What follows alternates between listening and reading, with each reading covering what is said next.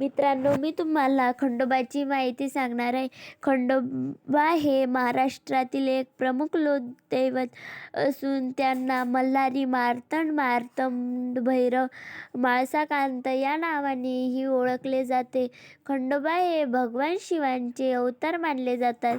ते वीर, पराक्रमी आणि अन्यायाविरुद्ध लढणारे देव म्हणून प्रसिद्ध आहे. महाराष्ट्राबरोबरच कर्नाटक, तेलंगणा आणि आंध्र प्रदेशातील खंडोबाची मोठ्या भक्तीने पूजा केली जाते. खंडोबाचे देवात प्रसिद्ध आणि पवित्र मंदिर पुणे जिल्ह्यातील जेजुरी येथे आहे.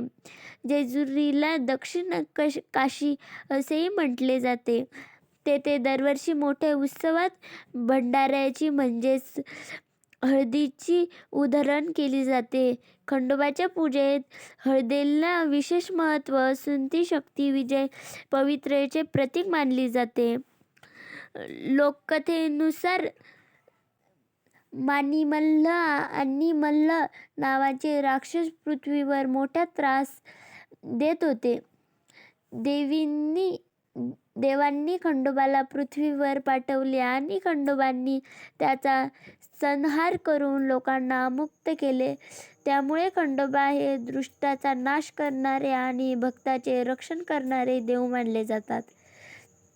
खंडोबांना 2 पत्नी मानल्या जातात, म्हाळसा आणि बाणाई. म्हाळसा ही पारंपरिक आणि शिस्तबद्ध पूजेचे प्रतीक असून बाणाई ही धनगर समाजाचे प्रतीक आहे. त्यामुळे खंडोबा सर्व समाजांना एकत्र जोडणारे देव म्हणून ओळखले जाते. त्यांना त्यांच्या भक्तीमध्ये शेतकरी, धनगर, मराठा, वाघ्या, मुरळी आणि सामान्य लोकांचा समावेश आहे.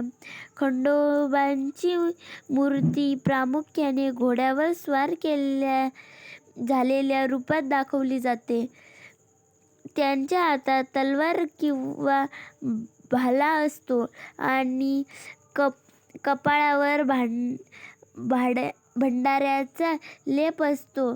खंडोबाच्या उपासनेत गोंधळ, जागरण, ओव्या आणि येळकोट येळकोट जय मल्हार हा जयघोष फार प्रसिद्ध आहे. खंडोबा हे धैर्य, पराक्रम, न्याय आणि भक्तीचे प्रतीक असून ते लोकांना कधीही सोडत नाही. जर हवे असल्यास तर मी तुम्हाला अजूनही कोणतीही माहिती देऊ शकतो. येडेश्वरी भक्ती चॅनलला लाईक, सबस्क्राईब, शेअर नक्की करा आणि कमेंटमध्ये जय मल्हार जय मल्हार असंही लिहा.